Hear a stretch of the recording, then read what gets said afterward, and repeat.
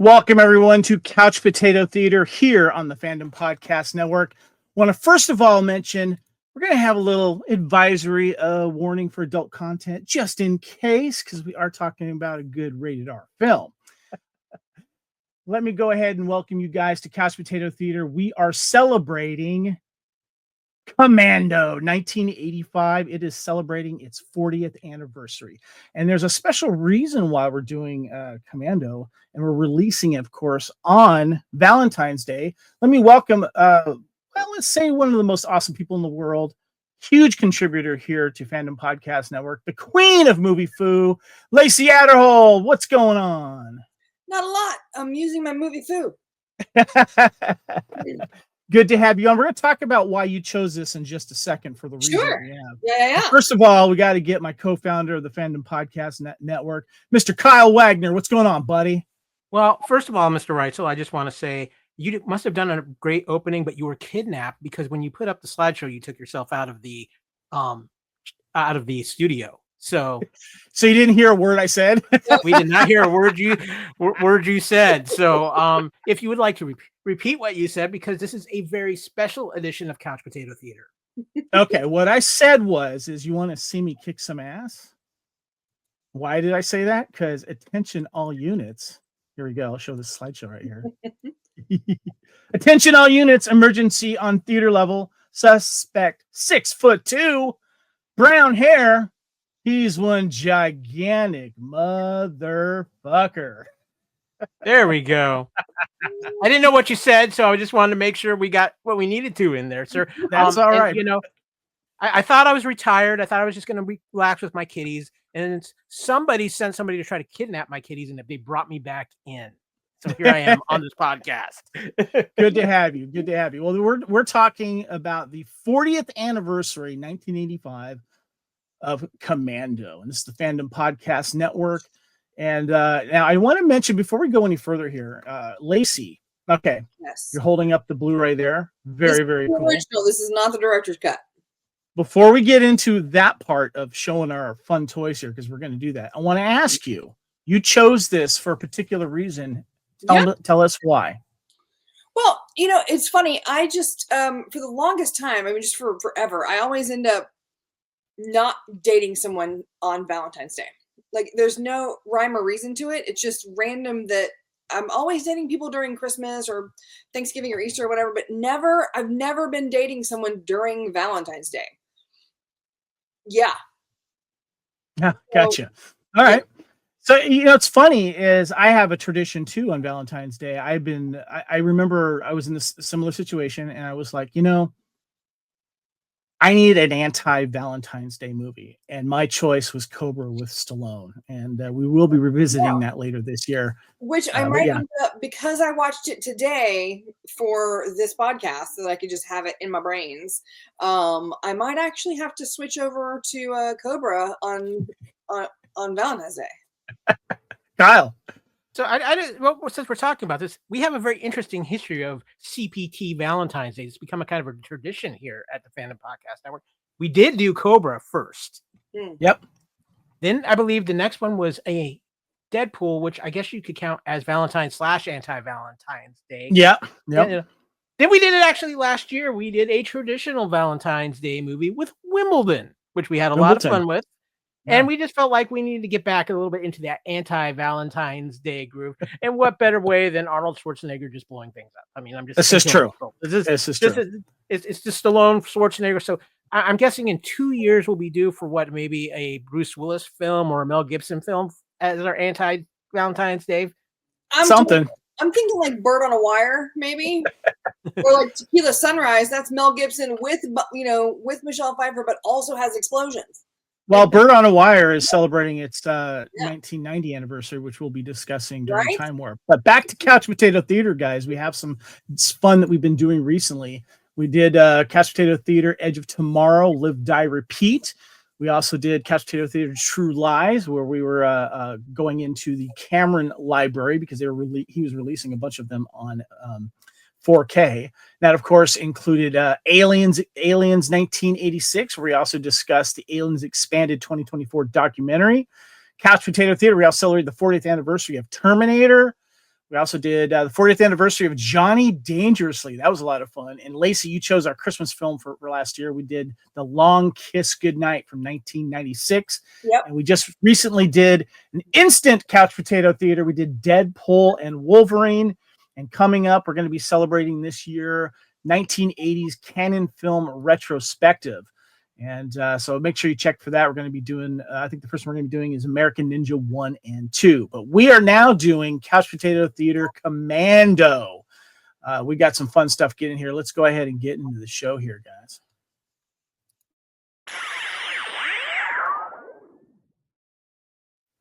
All right. So this is time to talk a little bit of movie time here, and we're going to showcase a little bit more of what we're talking about, specifically the director's cut of this film. But before we do that, though, I want to give the IMDb possibly vague, not always spot on plot description. And what I've got here is a retired Special Forces colonel tries to save his daughter who is abducted by his former subordinate. Yeah, pretty much. Yeah. Yeah, they could have. It's enough. Maybe one more sentence, like to overthrow a country, something like that. I mean, when he says he's going to kill you first, don't believe him. Classic revenge story about a man who has to save his daughter from bad men. Trying to extort. The release date was October 4th, 1985, ran about 90 minutes. Budget was $10 million. Box office total was about $57 million. Commando was a box office success, grossing over $57 million against a $10 million budget. Film debuted at number 1 on that weekend of October 4th through 6th. 1985, the United States spent 3 consecutive weeks in that top position. So I want to ask you guys, first of all and foremost, how did you watch it originally and how did you watch it recently? Lacey, start with you. Well, this was in February of 85, so I would have been 11. So I would not have seen this for quite some time. Well, it actually came out in October of 85, so it was several months later. All right. Okay. I'm sorry. My brain is in time warp right now. So I would have been 12. Either way, I was not allowed to see this movie. So I'm pretty sure I saw it on, like HBO back when they would have the little pamphlet where you could see the movie and then like the 47 different times it was playing and you could just watch it all the different times.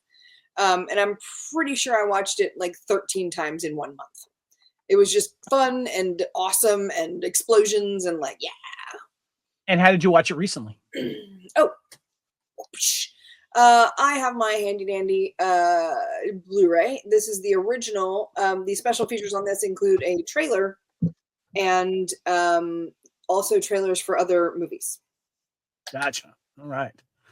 Kyle, how did you watch this movie originally? I saw this. I didn't get, because of age at the time, I didn't get to see this movie till it came out on VHS. As soon as it was out on VHS, this thing was rented. That was the great thing about my parents. Oh, it's a Schwarzenegger movie. Yeah. They'll rent it for me. But it was just not something at that age that my parents were going to let me go to the theater and see at that point. And then most recently I watched a nice digital copy on my Apple TV and enjoyed a look back. 'Cause it had actually been a bit since I'd watched Commando. So yeah. Well, it's interesting. I did not see it in the theater because I was 14 and I don't know if it was on my radar in the theater. Like I don't think I was going I want to see that movie. I may have at the time, but I hadn't seen Conan at the time. And so Arnold Schwarzenegger Terminator was pretty much the biggest thing on my mind at the time, but I knew that he was coming out with this other film, but I was too young to see it. I don't think my parents saw it, so I didn't go with them. I had to wait for VHS later on. And then eventually I went to DVD and Blu-ray. But what I want to talk to you guys about was the director's cut, because I want to kind of showcase, we're going to be showcasing that in a moment here. I did not know that there was a director's cut of this film. I think it was released around 2006 or 7 or 8 or something like that. And it wasn't until someone on social media said it about a couple of years ago. And I'm like, wait a minute, what? There's a director's cut?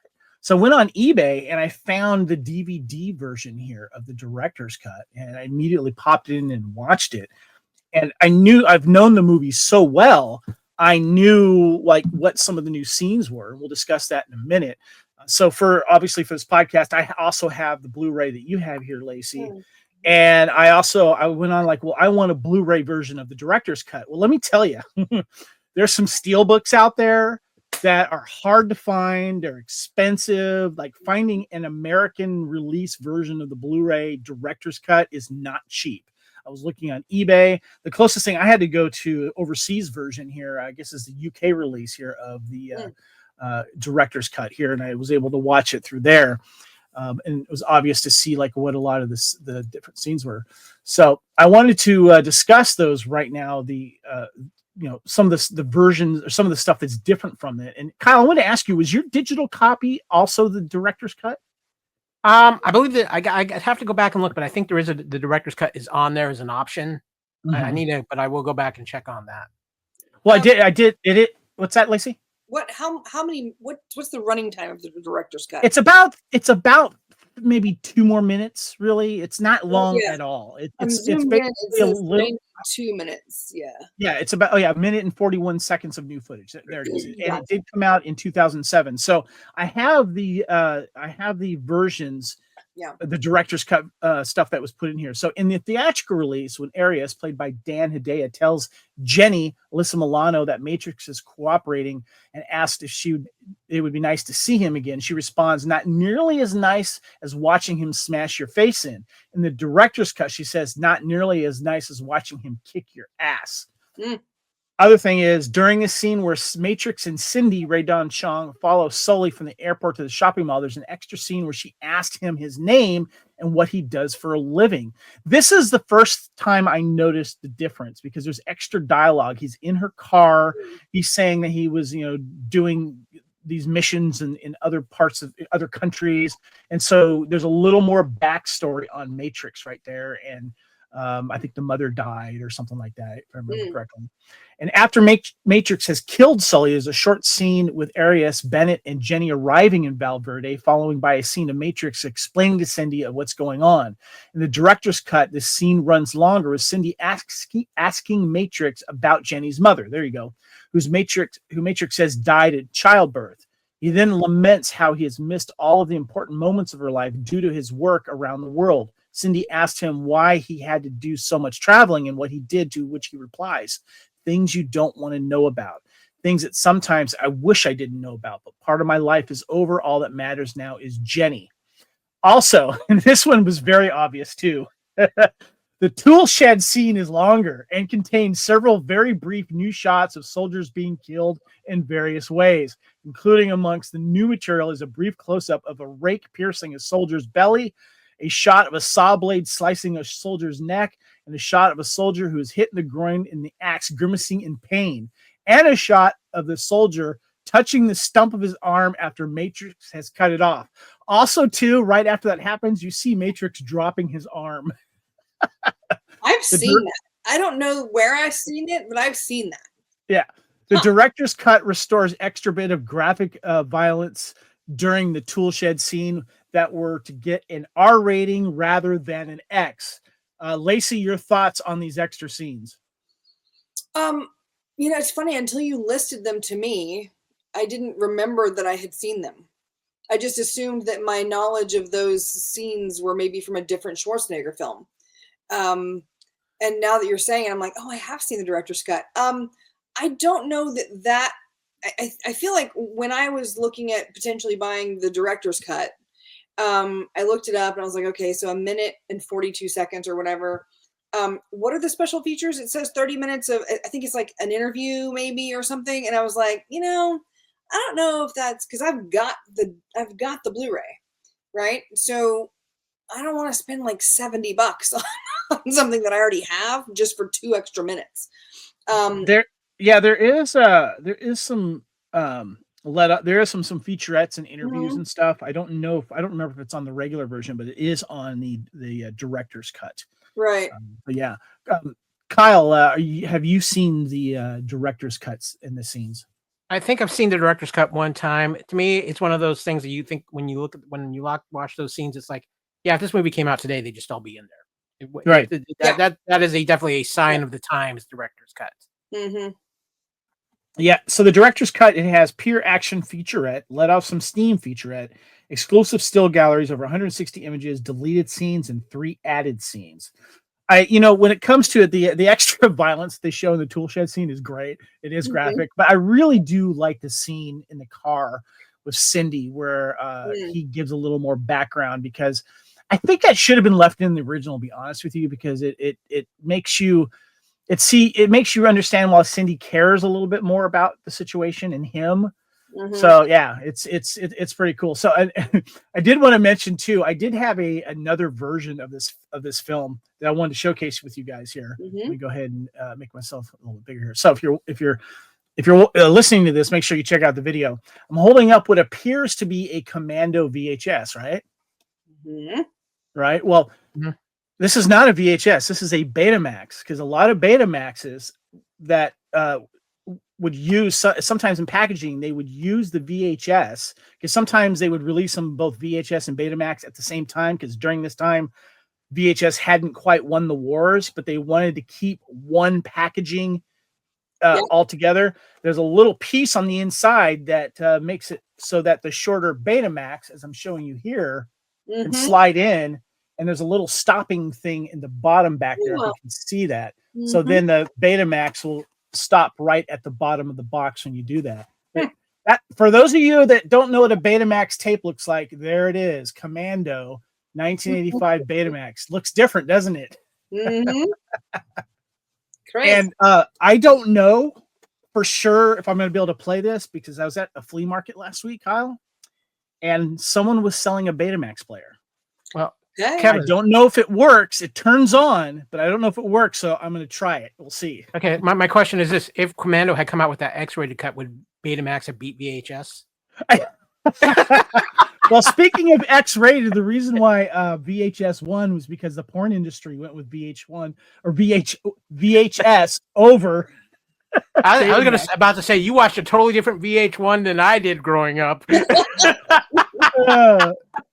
Because the packaging was larger and provided more print space, porn went with VHS. That's why they won. So there you go. And isn't it cool to see these old Betamax tapes? It's just so cool.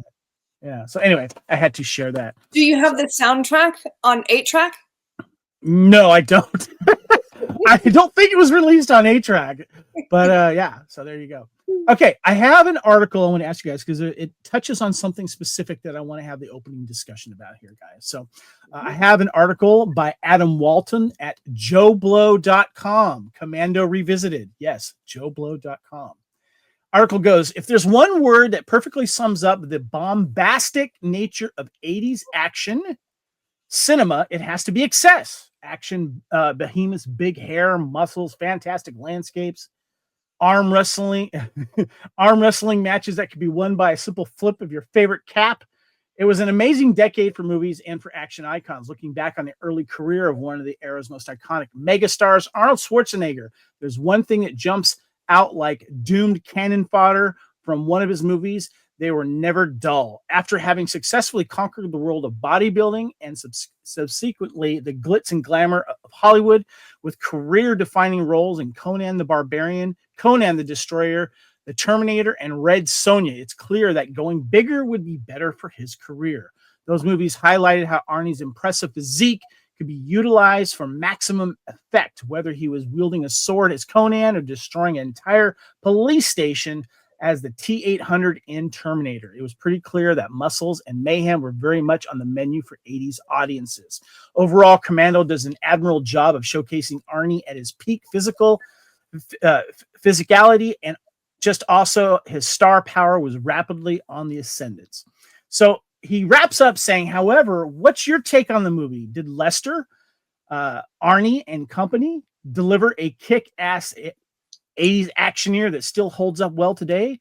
Or should the muscles and mayhem genre be something kept in the past, impaled on a steaming pipe? Of course, he's making reference to Lester, who was the director. So, guys, how does Arnold Schwarzenegger's Commando stand up now? Lacey, I'm going to start with you. You brought this to the table. I think it still stands up. I do. I think that, there's something to be said for excuse me, just, you know, a movie where there's only one goal, and it's just kick ass, take names. That's it. You know, there's a reason that we have like a whole slew. I mean, you know, you've got Kurt Russell and Schwarzenegger. I mean, it's not just the you know, you've got the kind of the top three, which would be, you know, Schwarzenegger and Stallone and say Jean-Claude Van Damme, maybe Seagal. But then, you know, it kind of travels into American Ninja, and like you've got Dudikoff, and like all these other, you know, kind of. I think that there is a reason why. I mean, there's a documentary series, In Search of the Last Action Hero. Like, I mean, and just looking at it, I mean, you know, it includes like Sigourney Weaver. You got Chuck Norris. There's so many people. There's so many fun, kick-ass, take names, explosions, guns. There's always a good montage where they're like, you know, gearing up. You know, you got belts being clicked, and you know, bandoliers, you know, everything being, you know. I just think it's fun. There's a reason that there are 4 Lethal Weapon movies, and 5 Indiana Jones movies, and 5 Die Hard movies, and you know, there's a reason that we have so many of these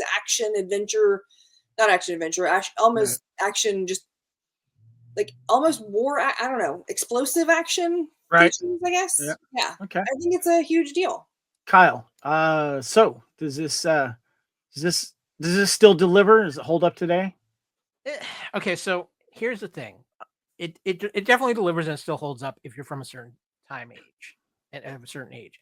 I think there's a whole younger generation out there that would look at this and probably think it's a little bit silly unless they understood the aspect of 80s action films. And that's the same, because the action movie has evolved so much. I mean, you look at John Wick compared to what these were. But these are the foundation of those films. There are still things that those films steal from these 80 action films. And I think the 80 action film genre is always going to be something that's going to be a part of the Hollywood foundation, because it just changed so much. And there's Commando, I think, and especially is one of those top 5 to 10 movies in that genre that is just timeless and in that aspect. And I think that's where it holds up. And I think too, it's Schwarzenegger. I mean, Schwarzenegger, Stallone, Bruce Willis, they were the foundation for all of this, and they're always going to be there. And you go back and look at these movies, and yes, sometimes they're a little cheesy, sometimes they throw out logic, but that's what makes them fun to rewatch and revisit, and it takes you back to it. Honestly, when I watched this last night, it almost felt like I was going back to a simpler time of movies. This movie is only an hour and 30 minutes, which is a awesome runtime. It's nonstop action. It's going from the minute it starts to the minute it ends. And we need to get back to making movies like this, where we go in, it's a quick ride, and we're out. Yeah. And you guys, Lacey, go ahead. I think the most dated thing about this is Sully's suit. Hold on. Don't step on a category. You asked if it held up. I'm just saying, like, everything held up. Like, I feel like if someone saw we had a category about dated stuff, so hold on. Okay. You'll see what I mean when we get there. I know. You guys nailed it, though. There's a certain magic about 80s action films, and Commando is one of those that just perfected it. And there's a lot of things that they did back in those days you just can't do nowadays, especially when it comes to certain action scenes, certain language, of course.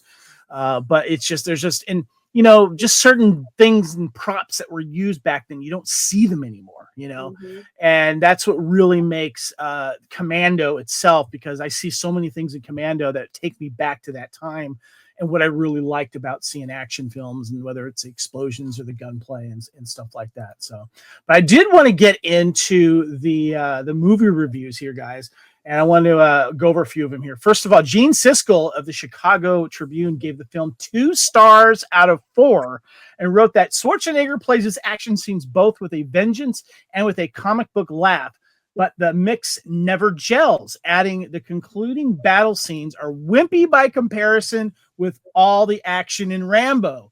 All we see is a half a dozen barracks blown up, shot from 4 different angles. Wow, look at all that splintered wood.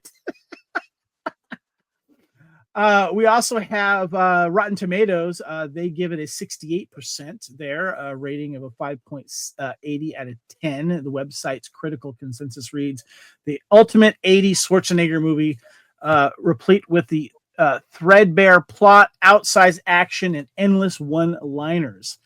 Variety wrote, while it's not the class of Schwarzenegger's last hit, The Terminator, Commando is actually superior to Rambo First Blood Part 2 because of its deft mixture of humor and action, with most of the action brushed with humor, and its deliberate evasion of any political messages.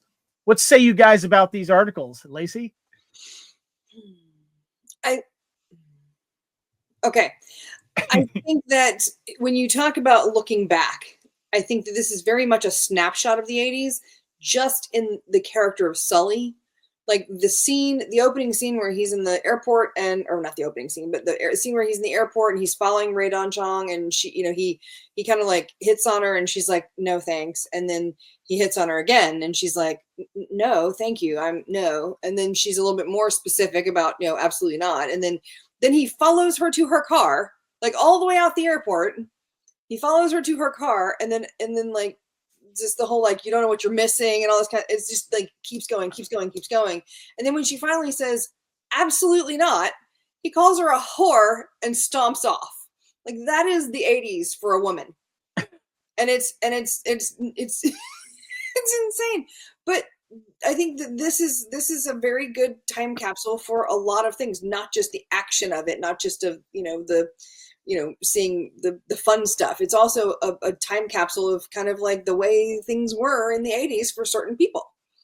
Women of color especially. This is a very specific thing to see.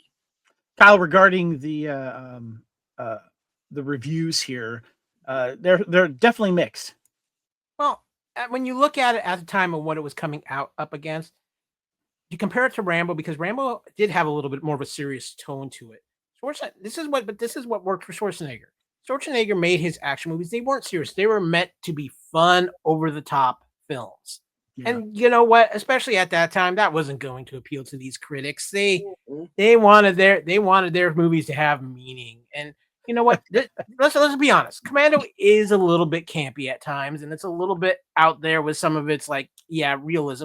So yeah, I'm not expecting this movie to have 4 and 5 star ratings, but you give it. This is just a solid, fun film, and this is one of those movies. You know what? Throw the reviews out the window, because you're either gonna love it or you're not, and you're gonna have fun with it. And that's the most important thing about Commando. Good point. I agree with you guys. Next, we have trivia, guys, and I'm going to go ahead and start here. If you guys want to pull up the notes and help me along here, this will be fun. So, number 1, according to Alyssa Milano, Arnold Schwarzenegger was very protective of her on set. He also helped her with her homework. How about that? Getting a little tutor action from Commando himself. She kind of called him like a dad. He was like a second dad on set for her. Yeah. And they still have a friendship to this day from this film. Kyle, hit us with number 2. Rae Dawn Chong nailed her audition and was given the role on the spot. She took it saying, I knew Arnold would make the film a hit, and I wanted to be part of that. No, really? Arnold not make a film a hit? Lacey, do you want to do number 3? Yeah, sure. Sherman Oaks Galleria is the same shopping mall that was used in Terminator 2 Judgment Day, 91, also starring Arnold Schwarzenegger. Since both films wrapped, the mall has been remodeled. I just want to mention, we're going to come back to this later, but this is like the best mall on the planet ever. Some people say, the Mall of America is, but this mall's been used in a lot of movies. So. All right. Next one is Arnold Schwarzenegger and Rae Dawn Chong shot a love scene, but it was deemed unconvincing and was dropped from the movie. Guys, is Arnold just not a love scene guy, I guess? No, it has nothing to do with He's too awkward. He's too big and awkward for. You don't think of Arnold as a lover. He's a fighter, not a lover. No. I think that it would have been insane in a movie where he has 10 hours to save his daughter to stop for a minute so he could get it on with somebody. Like, he doesn't have time. I would have believed that. Yeah. He doesn't have time to go, take a minute in the where would this have happened in I'm sure critics and fans would have called that. I'm sure critics and fans would have called that out if that happened. So yeah. Kyle, hit us with number 5 there. Yeah. Vernon Wells described his look as Freddie Mercury on steroids. That's a good call. Yeah. Lacey, hit with number 6 there. Schwarzenegger performed many of his own stunts, as producers found it difficult to find a stunt double for a former bodybuilder. He suffered a dislocated shoulder and several stitches during the shoot. That's awesome. But I know that he now has his own body double that is also a one of his friends who pumped iron to get to the right size so he could be his own his personal body double. Yeah. The mansion used in the final shootout between Matrix and Ares is the former Harold Lloyd estate in Beverly Hills. This was the same mansion seen in the final shootout between Axel Foley and Victor Maitland in Beverly Hills Cop, 1984. Kyle. John McTiernan was offered the chance to direct this film and turned it down. Later, while editing Nomads in 1986, he was offered a chance to direct Arnold Schwarzenegger's second film for 20th Century Fox, Predator, which he accepted. He also directed Schwarzenegger in Last Action Hero. I think the Predator call was a good choice. Yeah, definitely. All right, guys, this is the fun part here. Let's get into our favorite scenes, and there's so many to choose from. I just picked a few to throw in the slide here. But Lacey, let's start with you. What were some of your favorite scenes? Okay, so I think I have one for each person, like each character. I loved when Alyssa Milano, was kind of standing up for herself and said, I can't wait to see my dad, what is it, smash your face in or whatever. I loved Rae Dawn Chong, not necessarily the firing of the rocket launcher, but the fact that he looked at her and she's like, I read the directions or I read the instructions. just hilarious. And her little like freak out where she's like, you need to tell me what's going on. First you did this and then you did it and then you swang from the ceiling like Tarzan and I need to know what's going on. Are you going to tell me? He's like, no. And she's like, no. She just doesn't know what to do with the information. It's so fun. And it's just, that's part of what I think makes them a good contrast on scene. And then with Arnold, it's basically I think I Lied is my favorite one when he drops Sully off a cliff. That was kind of fun for me. Gotcha. Mm-hmm. Kyle, your favorite scenes? Okay, well, first and foremost, for me, as far as like Rae Dawn Chong goes, I love the rocket launcher scene's great with the instructions. Lacey hit on that. Mm-hmm. I love, and because it makes me laugh every time because I notice it every time. The scene where he's taking the blazer and going down the mountain and he's like, you hear him say, they say he has no brakes, and then yet the next shot right afterwards, the brake lights are on. I've never noticed that, but that's a good call. Fuse problem. That's just a fuse problem. I have a pet peeve about a scene about that later. So go ahead. I have a pet peeve as well. We'll save that till later. Sure. And I love everything that happens in the mall. The fight scene between Schwarzenegger and Bill Duke is amazing. But my two all-time favorite scenes, I love how they break into the surplus city, and Arnold's like, we're just going shopping. And then, of course, the most famous scene from this film, the woodshed, or the tool shed fight scene with saw blades galore. Yeah, that's one of my favorite scenes too, Kyle. I love the woodshed scene because he has to use something other than guns, and he's very proficient killer, and he showcases why he is such. I'm a huge fan of the whole mall scene too, because I like it. It's a cat and mouse thing, but the mouse doesn't know that it's being tracked by the cat, so to speak, and then until it does. And I love how that all comes into case. There's some funny scenes with security guards as well. Just a great scene. Him swinging through with the banner thing or whatever it is, and also too, I love me a really good let's suit up for war scene too, and we'll touch on that a little bit later. But let's talk about some famous quotes, guys. We got some that we can choose from, and I know we've already said some of you, and there's a lot to choose from here. I'm one of my favorites is when Cook goes, "You scared, motherfucker? Well, you should be, because this Green Beret's gonna kick your ass." Matrix goes, "I eat Green Berets for breakfast, and right now I'm very hungry." And Cindy goes, "I can't believe this macho bullshit." Lacey, what's some of your favorite quotes? Quotes wise, I think you promised you were going to kill me last. I lied. I think please don't disturb my friend. He's dead tired. And maybe just the final words where he turns around and says, no chance. When and then they take off in a plane that is obviously stolen, and that's cool. Yeah. Anyway, Kyle, what are some of your favorite lines? Well, I'm with Lacey that my friend is dead tired is always a great one. I love, what'd you do with Sully? I let him go. And then probably my other one is don't break a radio silence until they see me. How will I know? Because all fucking hell is about to break loose. That's a good one. The other ones I like too is the one between Cindy and Matrix, and Cindy says, "Can you tell me what it's all about?" It says, "Yeah, a guy I trust for years wants me dead." That's understandable. I've only known you for 5 minutes, and I want you dead too. And then I love when Kirby shows up with the reinforcements, and Matrix is done carrying his daughter down. And he goes, "Leave anything for us?" He goes, "Just bodies." Nice. Good stuff there, guys. All right, the next, yes, Lacey, sorry, none of us mentioned the let off some steam. We remiss if we didn't mention he does get I'll be back in this movie too. Mm-hmm. Yep, I'll be back, Bennett. I'll be back. All right, let's talk about some cast and crew discussion here, guys. So I wanted to just kind of get your thoughts on some of the cast that's in here. Obviously, we've got Arnold. First of all, shout out to Mark L. Lester, the director there, and Stephen E. D'Souza, who is one of the guys that wrote the story and the screenplay. We got Bill Duke in there as well. Vernon Wells is Bennett. Dan Hedaya is Arius. Rae Dawn Chong is Cindy. Alyssa Milano is Jenny. We also got Chelsea Field as Vicky, the Western flight attendant.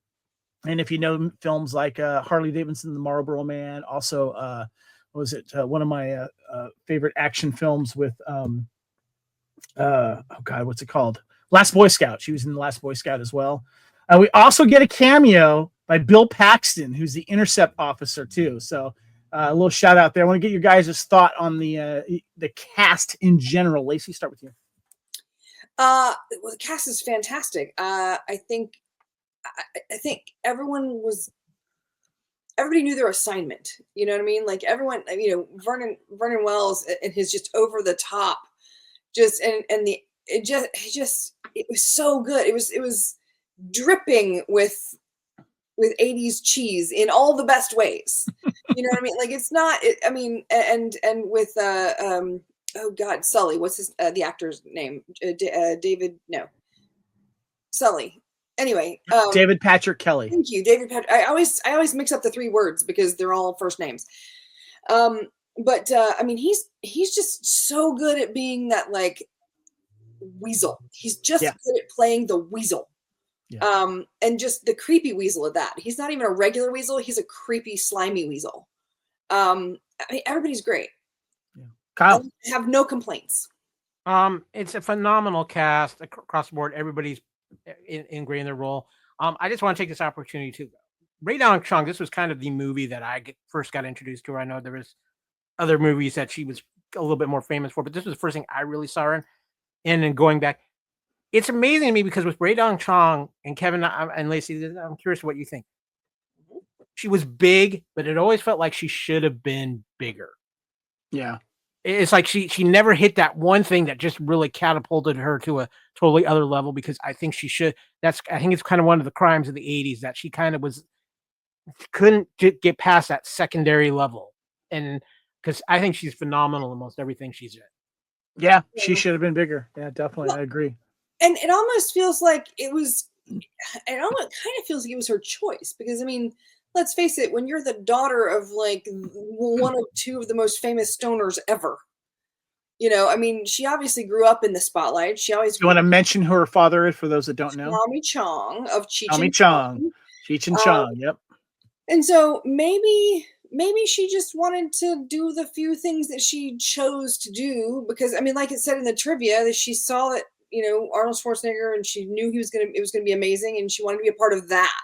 Right. But maybe I kind of feel like the opportunity might have been there. Maybe she just wanted to focus. Yeah, it's one of those. It's one of those mysteries because everything I've seen her in, I like her in, and honestly, I think this might be her biggest role, maybe because this is the first time I remember her from. So yeah. Okay, guys. Well, here's the other fun casting category that we like to have here. You get your choice here. We have the Ocean's 11. Do you think we need one more? Who would you add to the cast? Or you can choose the Tom Selleck was Indiana Jones. Which cast member would you replace with another, and who? Now, I always have a list here of like the top 100 grossing stars. I'm not going to list them all, of course, here for 1985. We got Chevy Chase at number 1, Clint Eastwood, Dan Aykroyd, Harrison Ford, Steven Guttenberg, William Hurt, Ali Sheedy, Catherine Turner, Sylvester Stallone, and Eddie Murphy, and Chuck Norris round out the top 11. But Arnold Schwarzenegger is on this list at number 16. Now, I chose to replace someone. You guys may not like this, but I actually would like to replace Rae Dawn Chong with an unlikely cast member that doesn't play in these type of movies. And I think Phoebe Cates would have played this character well because I would have loved to have seen Phoebe Cates in an action film, not just kind of doing these teen films or like Gremlins and stuff like that. She's only 2 years younger, so she still could have pulled off the young flight attendant.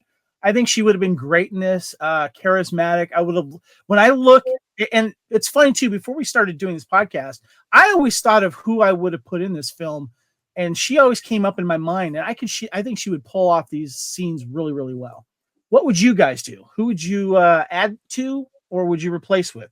Lacey or Kyle? You want to go first? Go ahead. Yeah, I'm actually going to put a 3-person cameo in this in the mall. We need some mall rats in the mall, and I think we need a little Corey Feldman, Sean Astin, Ke-Huy Quan as mall rat kids in the mall. Are you saying everyone from the Goonies is just hanging out in the mall? Yeah.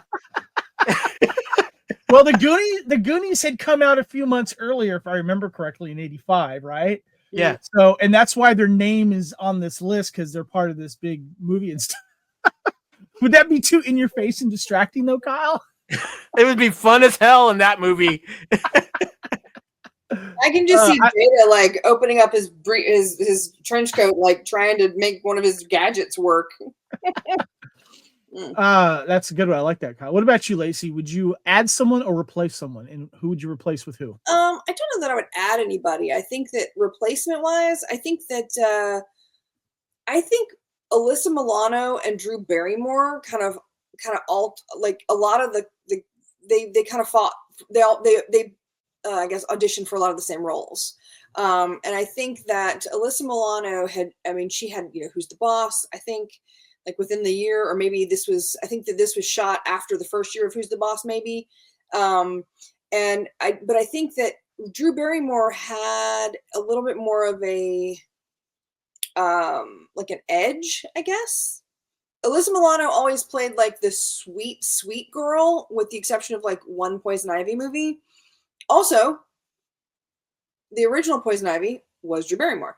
Yes. But I think Drew Barrymore had like, even as a kid, she was Firestarter. She was always the little sarcastic little, spitfire in E.T. So maybe she would have been a solid Jenny. But I don't think it's a necessity necessarily. I don't think it would be. I think that Alyssa Milano did a great job. Right.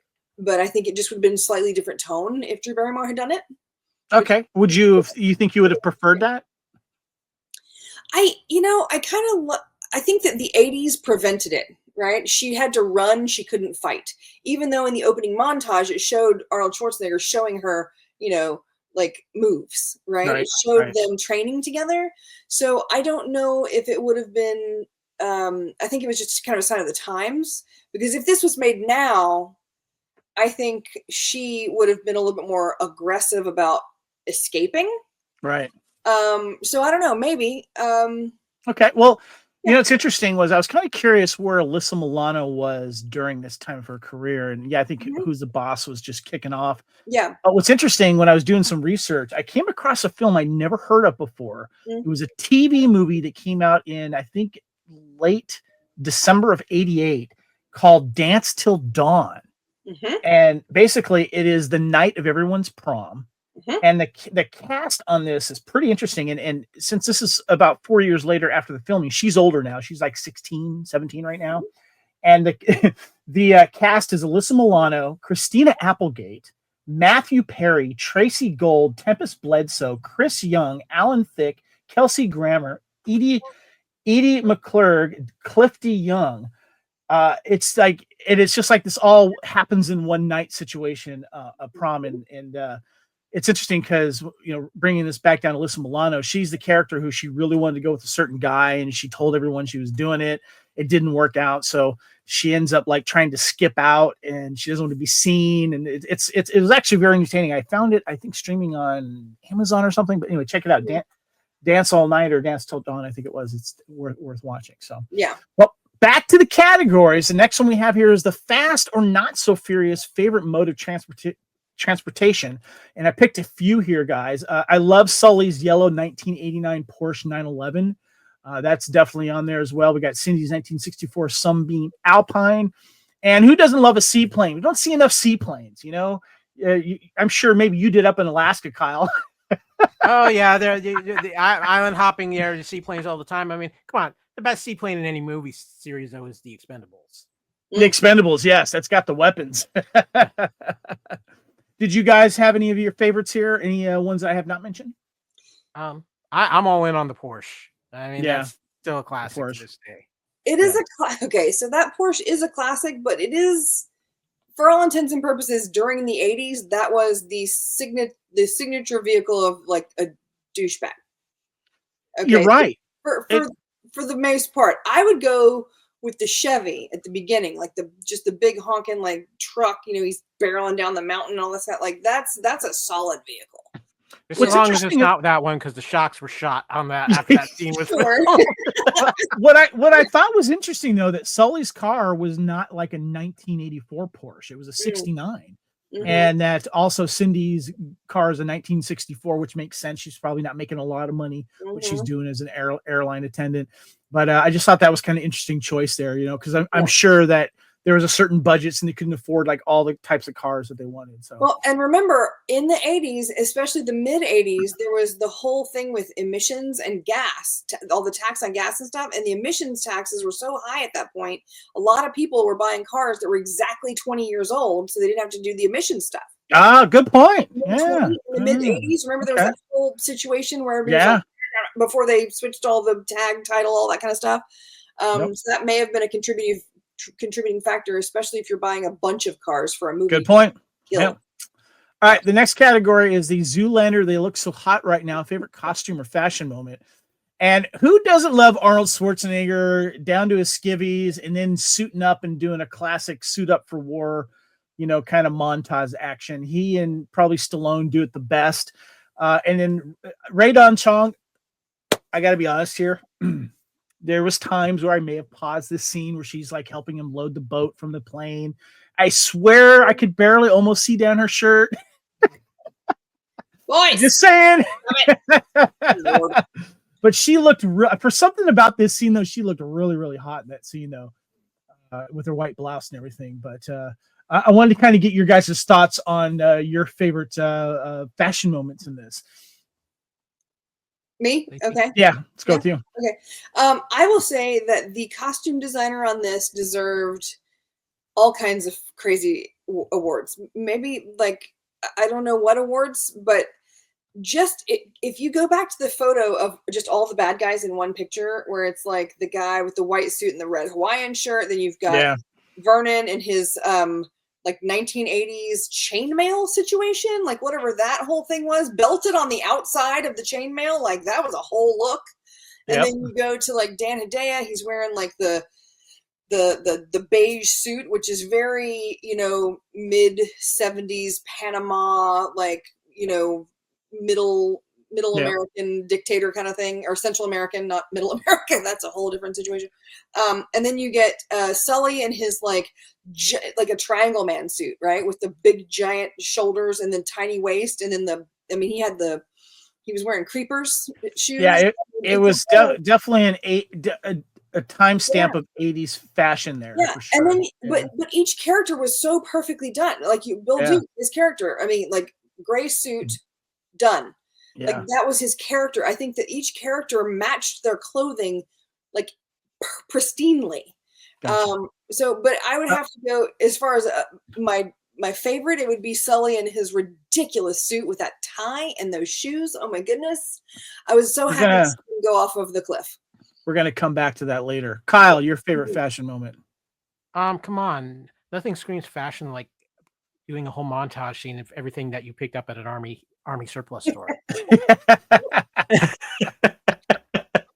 Let's look at. He's grabbing like flippers and stuff, which he never uses. He strips down to his skivvies for no reason whatsoever as he's rowing in, just because they needed to get the cheesecake shot of Schwarzenegger for the ladies. And I'm sure Rae Dawn Chong was not complaining that during the filming of that scene. So, yeah.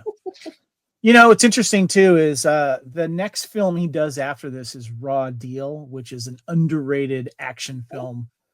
Also an underrated Arnold film. A lot of people don't give it the love it deserves because he really turns up his acting a notch in that, and he's funny in that, and there is actually like a somewhat kind of love scene in it, which is interesting compared to this film. But he does a suit up action scene where he gets all the weapons and stuff, and then he kind of like, you know, looks at himself in the mirror and does a little smirk. Because it's one of those things. It's one of those things that like he's like, yeah, Stallone may do it, but I'm going to do it better. And I like the one in Raw Deal better than this one, just because of what he wears. It's really, really cool. So yeah. Yes. I would go so far as to say in The Last Action Hero, when he comes out of the movie theater and he sees the poster of Rambo. Yeah. He looks at the poster and he looks at his arms and he's like, yeah, waves his hand off. Like he and Stallone, I think, had kind of a ongoing. And Stallone was Terminator in that movie as well. In a poster, yeah. So. All right, the next one we got here on Couch Potato Theater, Commando 1985, is the best fight scenes. I picked a few here as nominees. Of course, him and the Bill Duke fight scene in the hotel room, him and Bennett at the end with the let off some steam, and then Schwarzenegger against every soldier in Valverde. You could also do the shed scene as well. Lacey, what's your favorite fight scene? I'm gonna go with anything that was hand to hand. I dug the mall fight scene where he's kind of surrounded by all the security guards sort of situation, and then I also like when they have him on the ground, and then you see him just stand up and like all of the security guards kind of like fall out, which is kind of fun. So yeah, I mean, I know that my favorite fight scene doesn't actually involve any sort of weaponry or any sort of death. But that I feel like that kind of contributes to the fun of the film. It's true. Kyle? Come on, it's the fight scene between him and Bill Duke, because you know that's two legitimate badasses going at it. I mean, come on, not much later they're on the same team in Terminator, but I mean, you mean Predator? Yeah, Predator. I'm sorry, Predator. I mean, because legitimately Bill Duke could probably take an Arnold in a fight. Yeah. And so I think that makes the best fight scene. That's my favorite too. There's just some ferocity between those two guys, both hardcore military guys, and just breaking in on this couple's love making scene is pretty funny too. Just great fight scene there. The next thing we have here is you took him out with what? Favorite weapon or inanimate object used as a weapon. Now, there is the next category which we'll combine here is favorite death scene. So some of these objects, like anything in the tool shed, let's save it for the best death scene thing there, because I got pictures. But one thing I love about this movie, guys, is that it has every like 80s typical action weapon you could think of, and it was Uzis. We had, of course, the Uzis used by Commando himself. We had the mini Uzi used by Bennett. We had the MAC-10 used by Bill Duke. There are M16s everywhere. The Stog Ire that Dan Hedaya uses. All the other bad guys are using AKs. We had the pump action shotgun as well. But there are two that I really want to highlight here. The classic M60 that he picks off a dead guy, starts belt feeding everything and shooting through plants. And then, of course, the famous 4-shot rocket launcher, which I was very happy that they counted the rounds in that, because Rae Dawn Chong uses it twice, and then Arnold uses the next two. want to get your guys' thoughts on the weaponry that's used in this movie. Lacey, I know you're a big action hero. What were some of your favorites in this? I would like to say that now that I'm looking at the side shot of the rocket launcher, I'm very confused as to how she managed to think that the trigger was pulled backwards. But that's I would say my favorite weapon that Arnold uses is gravity. He just lets go, man. He doesn't have to he just lets go. I like how you take these categories and just go left field with them. Well, because I'm not really a gun person. I have a weapon. I've been shooting before. It's just not like you showed the picture of all the different. I don't know which ones are which. I couldn't tell the difference between a Mac 10 and a Uzi. I just don't. It's not my jam. And the thing is, he does use he uses a lot of knives. He uses a lot of all kind, like you said, with the axe and all that kind of stuff. So yeah, he had those cool projectile knives when he was first starting the raid on the fort. Yeah. But if you're wanting to hold off some of those on the favorite death scenes and stuff, then weapon wise, I think gravity's a good thing to That was a good weapon for sure. Kyle, what are some of your favorite projectile weapons here? Well, the rocket launcher is synonymous with this film. I love the fact she's like, oh, I read the instructions. I've always been a fan of the good old pump action shotgun too. That's always a good weapon. And I'm with you, Kevin. The M60. That's just a classic look in 80s films. The big muscle guy with the belt in one arm as he's firing it off with one arm, like the recoil. Rambo used it. The recoil isn't destroying his shoulder. I'm wearing my special Commando shirt of him holding the rocket launcher, though. If you guys want to look at the video, nice. I love this shirt. It's such an iconic thing. And then for the Commando director's cut, they used that picture of him using the rocket launcher too. I'd never seen this rocket launcher used in any movies before. Kyle, hey, I put a note in the private chat, guys. I need to bow out. Real life is kind of kicked in here real quick for work thing that unfortunately. No worries, brother. But I want to hit on a couple. If you don't mind, can I hit on a couple of things just real quick? Sure. I just want to say, as far as the extra on set, put me in the mall. I want to be in the mall. I want to see Schwarzenegger throwing those 50 security guards as they all piled up off of him, and ripping out the phone booth. That's just always good. Favorite stunt is back to the mall when he does the swing down onto the elevator. That's just an amazing stunt. And just some quick final thoughts on this film. This is one of the top 3 Schwarzenegger films for me because it's such a timestamp for him. And it's such a timestamp for action movies of this era. It's a great time capsule. And this movie is just fun. You go into this movie and you set off your brain and you ride with it. The ridiculousness of some of it. Arnold being classic Arnold, over the top, making the deadpan jokes. And you can tell he's just having so much fun making this movie, and he's having so much fun with the cast in this film. I would have loved to have been on the set to see what the set was like with all of these different people on here. Kyle, I need to get your thoughts here real quick. The Sean Bean Award for Beth death scene here. And of course, we've got Sully, we've got Bill Duke getting impaled, we've got Dan Hedaya getting shotgunned to death. And of course, we got these wonderful guys that got hit with saw blades and axes. Do you have a favorite death scene? Bennett as well. There's a couple actually. Bill Duke, death by lava lamp. and come on, when you get your scalp, when you're scalped by a saw blade, the accuracy to get that saw blade out there just right to just completely scalp a guy is just. Props to Arnold because he practiced that all day. Do you think the skull stayed on the saw as it kept flying through the air, or did it fly off in a separate direction? I'm kind of curious about the physics. Knowing Arnold, he threw it just right so the skull just sat on the saw. So when the saw blade embedded itself into the tree over the way, the top of the skull was just kind of sitting on that saw blade because Arnold was just that talented. John Matrix was just that talented. Well, Kyle, thank you for sticking around as long as you did. We know that real life takes precedence. So thank you for joining us, man. Thank you to all of our wonderful listeners out there. I apologize, but I will be back for more Couch Potato Theater Thun. And since this comes out on Valentine's Day, too, happy Valentine's Day to everybody. All right. See you later, Kyle. Thank you, brother. Have a good one. All right, Lacey, I want your vote for the Sean Bean Award for Best Death Scene. You've seen him on the mentioned, and you also seen him here. Which one's your favorite? You've been mentioning gravity as a weapon, so I don't. Maybe that's yours. Well, here's the thing. I love the fact that the 5 main characters, each of the 5 main characters, 4 of the 5 were taken out by hand-to-hand combat of some sort. Right? You got Gravity, you got Bill Duke, you got the elbow to the throat and then neck snap on the plane, and then you've got the pipe. Right? But Dan Hedaya. This is a man who stole his daughter.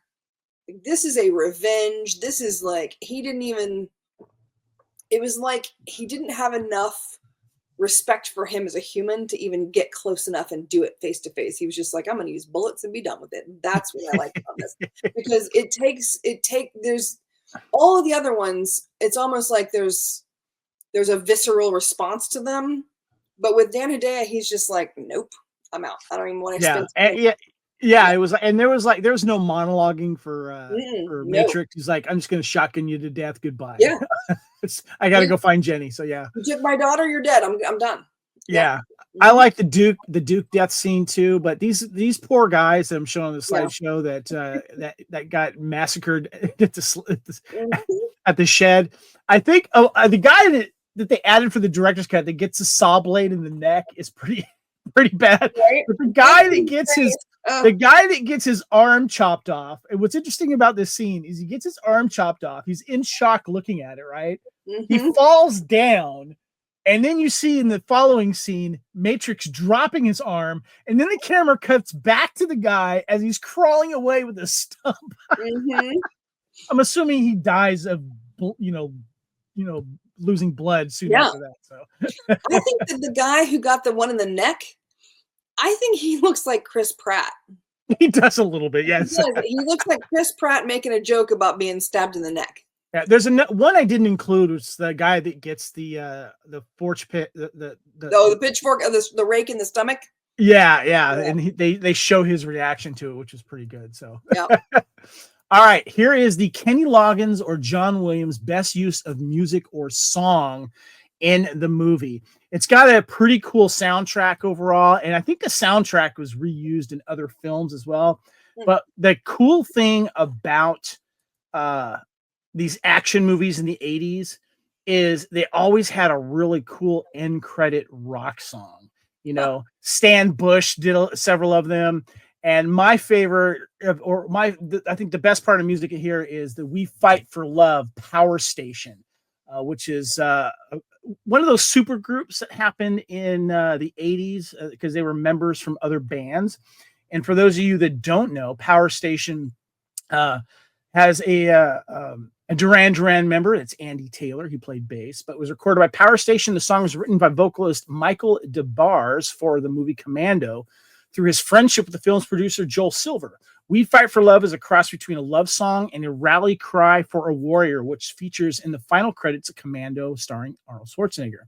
From 1985 to 2005, the song was only available on Commando, featuring in the movie's end credits, "We Fight for Love." Then in 2005, Capital EMI released Power Station 2-disc set, for which the song now appears as a bonus track under the new title, "Someday, Somehow, Someone's Gonna Pay." Now, the members, by the way, also who ended up becoming the lead singer, though, was Robert Palmer. Andy Taylor also played guitar. Michael DeBars was the original lead vocalist. John Taylor played bass. And then they had a couple of different drummers as well. Were you familiar with Power Station at all, Lacey? Do you remember them? Music? No? Yeah. I don't think so. Okay, well, I'm going to play a little snippet of the song here. Let me know if you can hear it too as I play here, because this is a banger. Check this out.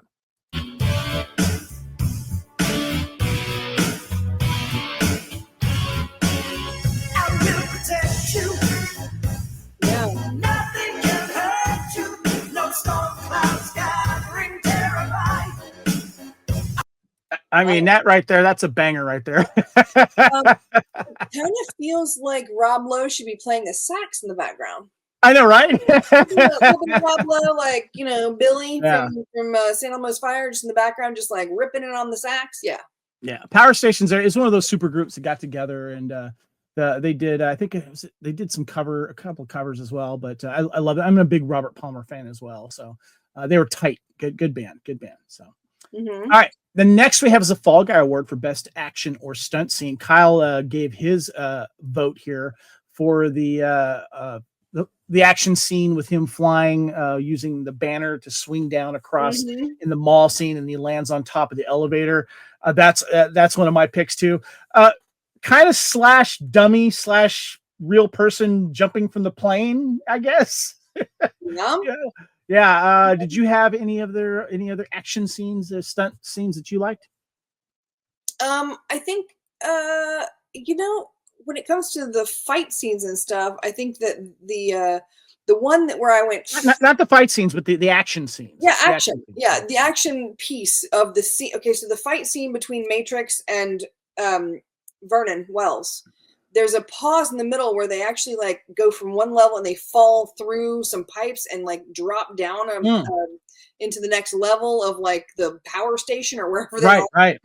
That stunt piece. I mean, I feel like that's a stunt break in the middle of a fight scene, right? Gotcha. True. And that to me made me go ooh, because you've got pipes, you've got the floor was that grate stuff, that grating. Like that had to hurt, man. Like that's and Schwarzenegger's not wearing a shirt. Yeah. I mean, it's true. At least Vernon Wells had chainmail on, I mean, not to mention if Schwarzenegger landed against Vernon Wells, like he's going to have chainmail imprint on his chest. Ow. Yeah. That's a good choice. Yeah. Okay. So next we have is a Star Wars Twin Suns favorite filming location or set piece. And this is where things are going to get a little interesting here. Now, I'm a fan, of course, of the big mall. We've talked about the Sherman Oaks Mall there. Yeah. The estate that they do the main battle at, which was the same estate they used in Beverly Hills Cop. The outside scenes where they're blowing up the barracks, that was done near San Simeon Hearst Castle. They did that as well. But now I want to talk about Valverde separately, Lacey, because that's a separate discussion. But I want to ask you, what were some of your other favorite set pieces or filming locations? Other than the ones that you've already mentioned, I gotta tell you, man, I loved his cabin. Oh, Mount Baldy is I think where that was filmed. Yeah, the cabin is like it's awesome. Yeah, I don't know about raising a 10-year-old kid there. That seems like it would maybe need a little bit more social interaction, but that cabin is awesome. Well, they had it was obviously a short drive to where the little downtown. That was all in the same city of Mount Baldy in that area, if I remember correctly, right up. So nice. Good choice.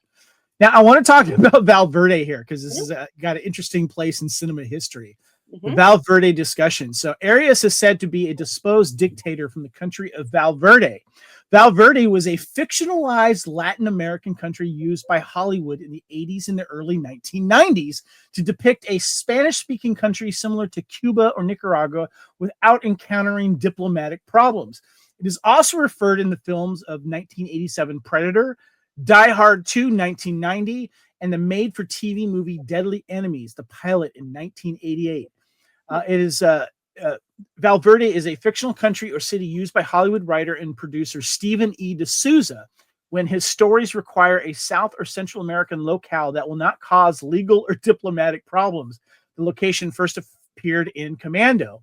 The name translates as Green Valley in multiple Romance languages, such as Portuguese, Italian, Spanish, and Galician. Appearances, of course, he talks about Commando. Super Carrier in 1988. Die Hard 2, as mentioned, Adventure Inc. in 2003, Sheena 2007 to 2013 is in 1940s comic moved the setting to Africa to Valverde. So I mean, it's been used as this fictional country in several TV and movie productions. Your thoughts on that, Lacey? Hollywood is known for like shooting the crap out of places, right? It's if you've ever worked in the industry, it's a what's called a company move will kill a day. Okay, so you want to try and shoot as many things in one place as you can. Right. So if you have, so the picture you're showing, you've got the boat and the dock and then the giant, hotel or whatever. It's a house, I guess. And then in the background, you've got another couple of houses, and then over the side, it looks like a little village or something. So if you're going to shoot in this area, you're going to try and find as many places to shoot there as you can. Because if you have to get up, you have to move the entire production to another place in the middle of a day, like halfway through a day. That's going to kill your schedule. And Hollywood, I mean, I got to tell you, man, set decorators and locations, directors, they are amazing for being able to see what's not there. Right. Like, because when you're I tried location scouting. It was not my jam, right? Like I went along a couple, and you have to be able to see what's not there and imagine things being, and I'm a very visual person. Well, it's tough. What do you think? What do you think though, that when it's kind of become how people use the Alan Smithy thing if they don't want to be known as the director or whatever, and there's all these like Hollywood tropes of let's use this because it's been used before. The Wilhelm scream's been used in countless, movies. Yep. The fact that they have now a Valverde country that doesn't exist but is being referenced in more than one film, I think is fantastic. The reason why I bring that up is because one of my favorite properties is G.I. Joe, and there's a couple of like countries called like Rio Lindo, other fake countries they've used in South America type settings. And it's a way to get around like insulting any other country, What your thoughts on that type of movie trope that Valverde stands for? It's the same reason that The Simpsons is in Springfield. Yeah. There's a Springfield there is a Springfield in every state in the United States. Yeah. And so it's a matter of clearances a lot of times.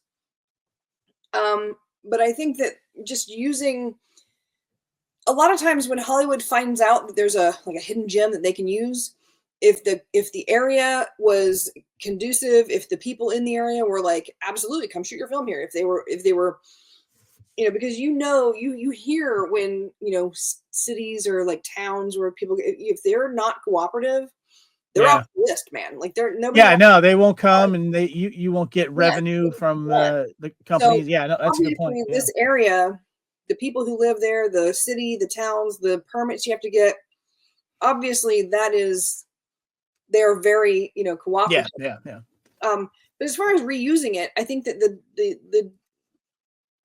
the bonus points go to the location scouts because even in the smaller areas, like if you're looking at like the house, you still have to actually go to places that look like a Valverde type country, and so that's a good point. So what's interesting, and on kind of a somber note here, I was looking at the list of locations this movie was filmed at, and I noticed that the Sunspot Motel, where that's Cook, his motel room where they have the motel room fight, that's at 15101 Pacific Coast Highway, Pacific Palisades.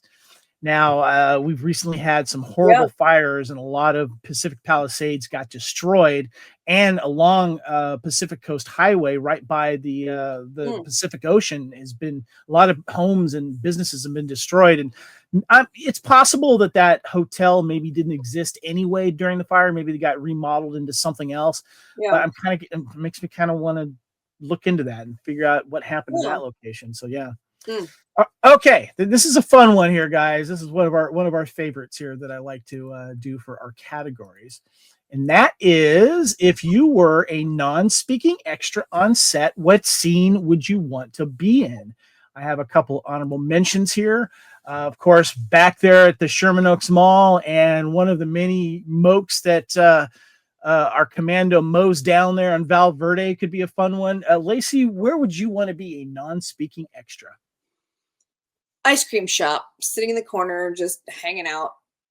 No gunfire, no squibs, no waiting for like backup sets to be like redone. You're going to sit in that chair and hang out and eat ice cream all day long. That's a fun day to me. And then you get to like, potentially, hang out, chill with Arnold for a few minutes. Maybe, get to chat with Alyssa and see how she's enjoying movie making, that kind of whatever. Right. Very relaxed atmosphere. I've been an extra in films, and there is something very specific that you look for before you take these jobs. Gotcha. Understood. Mine's in the mall. I want to be in the mall, but more specifically, I want to be in the back scene where the mall security guy's flirting with the girls, going, "You want to see me kick some ass?" Oh my gosh. Yes. I would love to be there because that guy just cracks me up every time I watch that scene. I love that. Okay, next fun one here that we have here is, so you're an extra on the set and you're friends with the on-set prop master. They say you can take one thing home from the set. What prop are you taking, Lacey? I want David Patrick Kelly's shoes. It's creepers, right? Is that what you said? Those creepers. Yeah, those would be awesome. Or,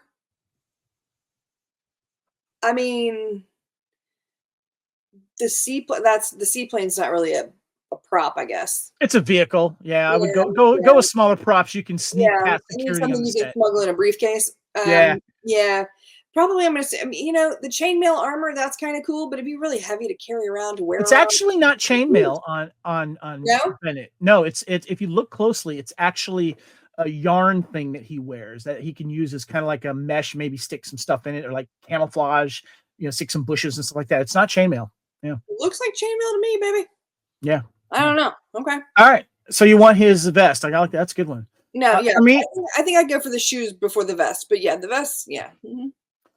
My number one is I want the rocket launcher. That rocket launcher is the most iconic weapon and one of the most iconic weapons in action movie history. When you see that, you go, "That's from Commando," because I have not seen it used elsewhere. If someone has seen it used in another movie, please let me know because I want to watch it and see how it's used. Mm-hmm. I find that thing great. My second thing is going to be later, and I'll explain it when I get to it. So. But first, let's talk about the Luke and Leia cringeworthy moment or scene or pet peeve. Lacey, I noticed you said that you had a pet peeve. I want to know what that is.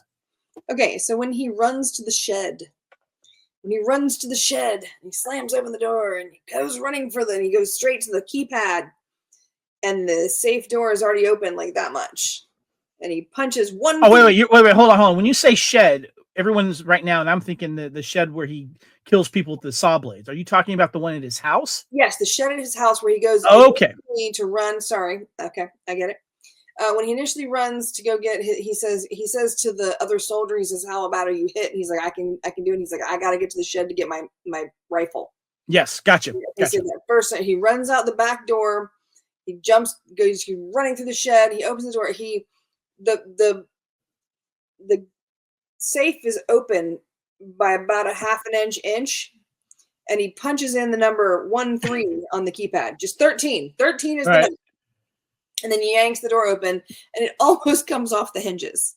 I've never ever noticed that before. I got to check that out next time. I used to work in like old buildings. I used to work in loft apartments, right? And so a lot of the buildings that I worked in for this one company, they would turn the safe room into an office. So a lot of one of my offices was inside what used to be a safe room 100 years before.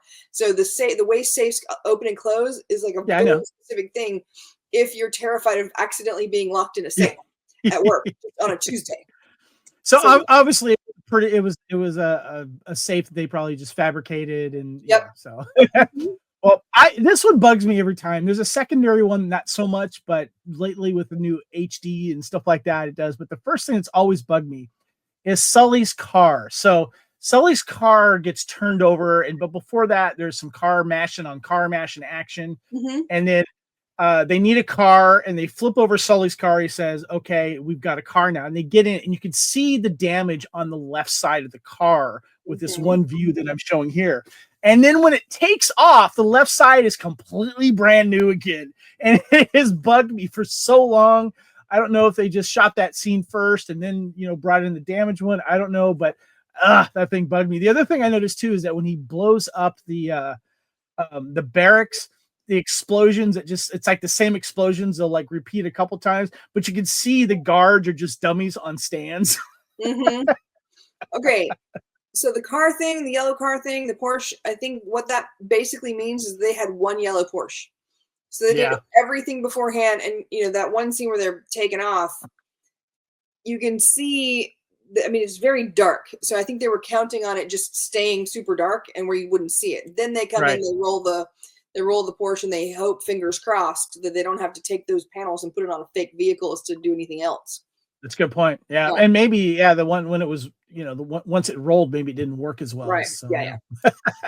Okay.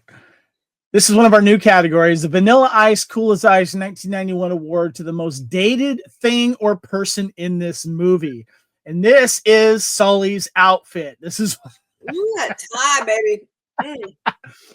This also doubles as the second thing I would want from the set, because Lacey, I would wear that suit today if I could. I would love to wear that to a party, maybe dress up as Sully and be like, extra sleazy. There's something as 80s as it is. This suit is one of the best 80s suits I have ever seen. Yep. And I will say, I mean, when you're talking about 80s, the other person super 80s in this was Alyssa Milano's outfit with the overalls and the pink shirt and the Converse high tops for girls. That was a big thing. I will say the other thing that's very 80s, like the most 80s thing about this, is his attitude towards women.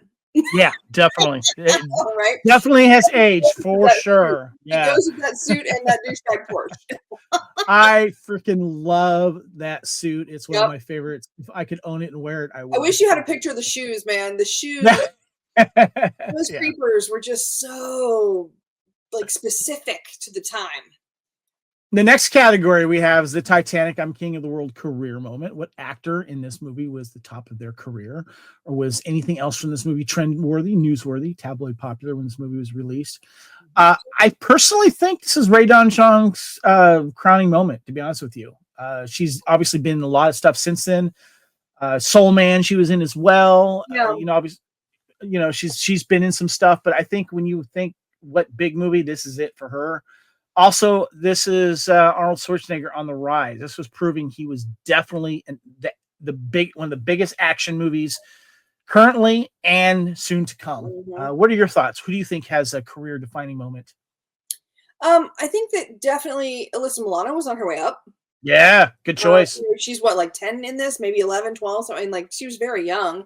So just as a matter of age, and she was good in this too. She was sassy, she was super cute. Yeah, absolutely adorable. And even the non-speaking scenes where she in that montage at the beginning where he's teaching her some self-defense moves and they're having the ice cream. You could tell that she was very comfortable with him.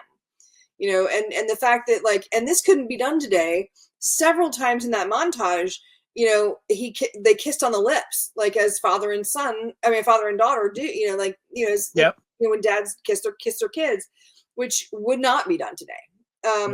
But I think that Alyssa Milano was definitely on the rise. I think that Rae Dawn Chong, maybe this is kind of when I think Rae Dawn Chong, I think this and Soul Man. There's the two that I kind of and with Soul Man, she at least had a little bit more of a she had. The problem with Soul Man though is that it's one of those movies that can't be made today. It's blackface, and therefore it just doesn't get any replay or any respect. It's a funny movie. It's charming in its own way, but you just can't do that. And so therefore, her role in this gets outshined, obviously, for those reasons. And she, that's her second husband was C. Thomas Howell. That's how they met. If that movie turned more into him dating, a woman of color, and there was some racial tensions between the family, that probably would have been a better way to do it, but whatever. Yeah, but they made that movie. It's called Guess Who? Yeah, it's true. It was called Guess Who's Coming to Dinner with Spencer Tracy and Sidney. Yeah. Okay. Mm-hmm. The next one we have here is Aliens Nuke It from Orbit. Hot take. Lacey, do you have any hot takes about Commando? Hot take. Favorite Schwarzenegger action film, not my favorite Schwarzenegger film. Interesting. All right. Favorite action film, favorite action comedy is True Lies. And if I'm given the choice, if I had to watch one, if you said, you were going to whatever, you can only bring one Arnold Schwarzenegger movie with you, I'm going to bring True Lies. I think that's a good call. Yeah, I like that. My favorite is still True Lies, but for, action movie was good. I think when I was looking back at all of the movies that were coming at action films, I want to say my hot take is that this movie defined the reason why producers and movie theaters wanted a action movie to be an hour and 30 minutes, because this movie is paced so well. The director's cut scenes are great. It's only it's only a minute and 30 minutes longer. but it doesn't really make a difference. It's not like 10 or 15 minutes, but this movie's paced so well, moves so well. It really defines reason why they wanted to make these movies, cut it down to an hour and a half, because that means you got more screen showings at the theater per day and you got more revenue that way. And Lacey used to work in a movie theater in the 90s. We started seeing a rise of movies becoming longer, but then back then though, in the 90s, you saw more screens being added to movie theaters. Multiplexes were becoming a thing. So the runtime wasn't such a strict thing, but in the 80s, it was like hour and a half. Do what you got to do in an hour and a half. And sometimes a movie would get hurt by that because there would be plot points to be cut out of it. But man, we're getting this action movie. And this is one of the most perfectly timed action movies of its era. Yeah. And I think that a lot of the reason that they were putting more theater screens in was because okay, so 90-minute movie is perfect. You want a screenplay to come in at between 88 and 98 pages. That was the rule, because as you read a screenplay, it should take exactly the length of time of the film to read the screenplay. So you're looking at 1 minute per page. Right. Period. The difference is, I think that with action films, a lot of it's not written on the page. With Schwarzenegger films, it was. They would break everything down piece by piece so that because he requested it. He wanted to see exactly what kind of moves and all this kind of stuff. And that is kind of a really interesting take on how action, how his action movies were. Yeah, I think that when it comes to adding theaters screens, the problem was that when every movie's 90 minutes, you would have the morning show, the noon show, the 2 o'clock, the afternoon show, the twilight show, the evening show, and then the late night show. And it was literally every 2 hours, you'd have 15 minutes for the ushers to go in and 15 minutes for everybody. Like clockwork. Yep. Well, when you have 8 theaters, you got, probably 6 ushers. You got 15 minutes for all of them to clean up after every movie. But also that kind of chaos when everybody's leaving is exactly the chaos that people look for when they're hopping from theater to theater. I mastered that. I get it. But I think that theaters started realizing that if they didn't start staggering their times, they were going to lose out on that revenue from the second or third or even fourth movie right. going to see that day. Well, yeah. It was a time of movies that I really enjoyed because I did do the theater hopping. It was great. But it was just one of those things where like you didn't really know it at the time, but you were watching a well cut film. Yeah. And Commando I don't need more from it. I don't need less from it. It is perfect. Right. 90 minutes, boom, out. Well done. Yep. Yeah. Absolutely. All right. Got to ask what happens next day, or remake, reboot, sequel, or prequel, Couch Potato Theater worthy? Well, we didn't get a prequel. We didn't get a sequel. Let's talk that, Lacey. If it's funny too. I always look for fan art and AI art. Here's a picture of an older Commando 2, if there was, with Arnold Schwarzenegger. And then, we always kind of wondered about Arnold Schwarzenegger films. Why didn't we get sequels to certain films? Obviously, we got sequels to the Terminator franchise. That was his baby. He did that. Mm-hmm. We didn't get him to return for Predator. We didn't get him to do Commando. We didn't get him for True Lies. But for Commando, would you have liked to have seen a sequel? And if so, how? Okay, there's enough unspoken history in the one sentence that the general, I guess, when he says, "Who's doing this?" and the general says, "Well, take your pick." I mean, it could be anybody. You made a lot of enemies, John. Right? So are we talking prequel? I don't know if we're talking prequel. I feel like a prequel would be too much of a war movie, right? Sequel, there's plenty of people to come after him. There's plenty of people to try and kidnap somebody. But I'm thinking like 20 years down the road, when Alyssa Milano, who has been trained and everything else, and she has obviously been in therapy and in training for this whole time because she was been taken to a foreign country when she was 10 years old. So I think 20 years later, she's 30 years old. She is kicking ass and taking names herself. Maybe she's just, she doesn't have to be a soldier or a police officer or anything, but maybe she just knows how to take care of herself. And maybe somebody tries to do it again, but Arnold's out of pocket and she just, like starts kicking ass. Like I like it. I think she could carry a film, and especially at 30. I mean, she had been, I don't know, probably third or fourth year into Charmed, I guess, somewhere in there. But Yeah. Charmed was just over, so she's, you know, she's in great shape. Didn't she do a bunch of like yoga videos or I think so, some sort of training videos? Yeah, she's a perfect age for a sequel to kind of. So like now she's 52. Well, let me ask you, is Arnold Schwarzenegger in the story? Or is it just her? Potentially. What if he is injured somehow, somewhere, and she has to go get him? It's not a rescue mission. It's just a pickup mission, and then you find out that I don't see Arnold doing like a sit in the back seat type of role. If it was maybe more of a working together type of thing, maybe, you know. Well, I mean, he did that with Fubar. Yeah. But something kind of like that, maybe, where like they see each other, like where they don't realize they're going to be working together, and they end up doing some sort of Twitter. Yeah. So I was wondering about this. So I was like, I would have liked to have seen a sequel. Okay. So we know that it was the president of Valverde that was thankful to John Matrix for saving him and calling him the hero.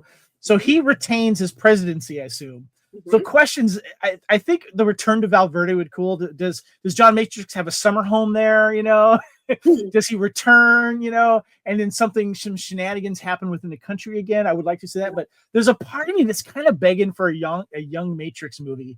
You know what he did, and see a younger Bennett. You know what happened there. Why did Bennett get pissed off? You know, because what I'm wondering is, because in the movie, in Commando, he's Matrix is told that he's killed off, including all the other men, but his death was faked for obvious reasons, to get the general to get nervous to try to find Matrix. So what happened there? Why is Bennett so pissed off? I want that story to be told, sort of. So that's just kind of where I was at right there, you know. And I got to tell you, if you had to do, because John Wells, I guess he and Schwarzenegger are the same age. So you mean Vernon Wells? Right. What did I say, John? Yeah. Oh, yeah, not John Wells. That's totally different.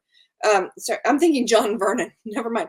No, so Vernon Wells, I mean, I guess he's in his 60s or 70s, much like he and Schwarzenegger are contemporaries. But if you were to do a sequel to Commando and set it in maybe 2000, I think Josh Brolin could play the Vernon Wells character. But Vernon Wells' character is dead, though. I understand. I'm thinking maybe that maybe he's got a twin brother. Maybe a son or something. I think that his son would probably be a little, well, I don't know, maybe his son. Maybe a pissed off brother. I like that. Yeah. Brother pissed off, somewhere in there. But I think that Josh Brolin could sport like that same sort of facial hair and that same sort of, he's got that energy, right? It's funny, after watching Sicario recently, seeing Josh Brolin in some type of action like that would be great. Yeah. I love that. So yeah. He's got all the chops, man. Josh Brolin, he's a chameleon, and people don't give him enough credit, like, for real. All right, let's get our final thoughts here on Commando 1985. It is celebrating its 40th anniversary, Lacey. First of all, great selection for a Valentine's Day or anti-Valentine's Day movie. Because sometimes you just don't want to be reminded of, love. You just don't want to deal with that. You want some damn old action on the most romantic day of the year.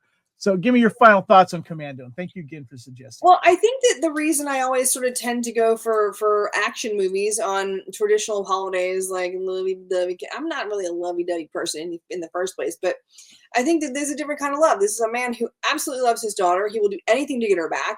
It's a perfect action movie. It's got all of the, bells and explosions, all that kind of stuff. And I think it's just the perfect Valentine's Day movie. It's the perfect movie to sit and chill and watch and relax and just enjoy people just beating the crap out of each other and lots of explosions. And that's just awesome and fun.